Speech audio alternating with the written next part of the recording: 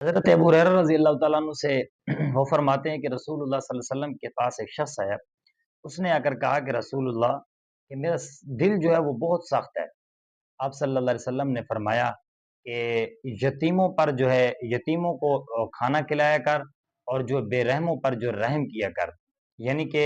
جو یتیم ہوتے ہیں ان کے اوپر رحم کھایا کرو، ان کو کھانا کھلایا کرو، اسی طرح ان کے حاجات کو پورا کرو، تو آپ کا جو ہے دل نرم ہو جائے گا. تو دیکھیں، جتنا بھی انسان سخت ہو، جب وہ بے رحموں پر اور یتیموں پر جو ہے شفقت کا معاملہ کرتا ہے، اللہ تعالیٰ اس کے دل میں نرمی پیدا فرماتا ہے. جتنے بھی آج کے معاملات میں دیکھیں، جتنے بھی ڈاکٹر آئے ہیں وہ ہر چیز کی دوا لے کر آئے ہیں، لیکن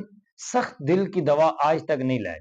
کیونکہ یہ آپ صلی اللہ علیہ وسلم کا احسان ہے کہ انہوں نے بتا دیا کہ جتنا بھی انسان کا دل سخت ہو جائے، وہ اسی طرح اپنے دل کو نرم کر سکتا ہے. دوسرا،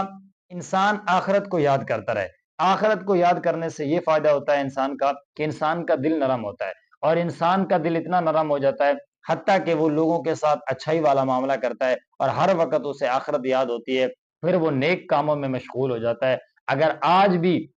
ان باتوں پر عمل کیا جائے، یعنی کہ نبی کریم کی اس حدیث پر عمل کیا جائے کہ جو ہے وہ یتیموں کے ساتھ رحم دلی کا معاملہ کیا جائے، اور اس کے ساتھ ساتھ جو ہے بچوں پر شفقت کی جائے، یتیموں پر شفقت کی جائے، ان کے سروں پر ہاتھ پھیرا جائے، تو یقیناً اس کا دل نرم ہو جائے گا، اور دنیا بھی بن جائے گی، اس کی آخرت بھی بن جائے گی.